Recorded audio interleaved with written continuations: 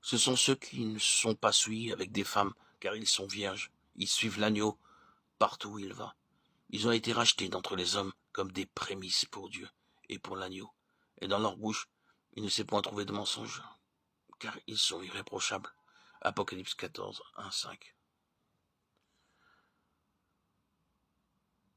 En répétant ce verset, nous voyons que ceux-ci sont appelés les prémices de l'agneau. C'est-à-dire premièrement, les droits, les pensées, les désirs et les intentions de Dieu sont pleinement respectés. Ils sont les premiers à être passés par la fournaise, par le creuset de la souffrance qui fait mûrir, de la souffrance spirituelle. Et ils ont bien réagi. Ils ont emprunté ce chemin difficile auquel les autres se sont soustraits. Je ne peux pas l'expliquer, je suis incapable de vous dire pourquoi le Seigneur agit ainsi. Le principe de l'élection semble jouer également dans ce cas. D'une façon ou d'une autre, Dieu a jeté son dévolu sur certaines personnes qui doivent le combler d'une certaine manière. C'est pourquoi il les fait passer par des expériences plus profondes que celles que connaissent d'autres croyants. Combien ces gens nous font pitié. Nous sommes désarmés devant eux, nous sommes incapables de les aider. Nous sommes témoins des difficultés et des tribulations anormales qu'ils rencontrent. Apparemment, si une calamité doit s'abattre sur quelqu'un, c'est sur eux qu'elle s'abat. S'il arrive un malheur, c'est sur eux que cela tombe.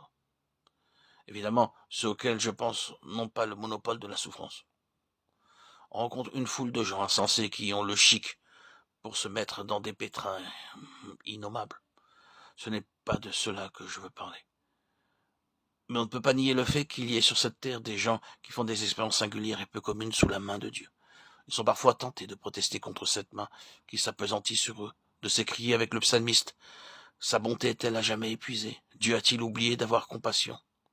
Oh, quelle détresse! Tous les chrétiens ne passent pas par là. Des multitudes d'enfants de Dieu ont un parcours plus facile.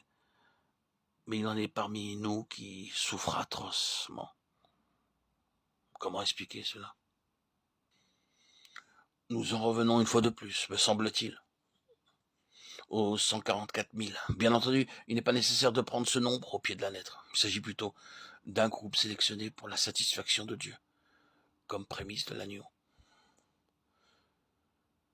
Je ne vois pas d'autre explication. Peut-être que Dieu nous accordera davantage de lumière à ce sujet. Mais j'ai vraiment le sentiment que ce point répond à bon nombre de questions et de problèmes que nous rencontrons.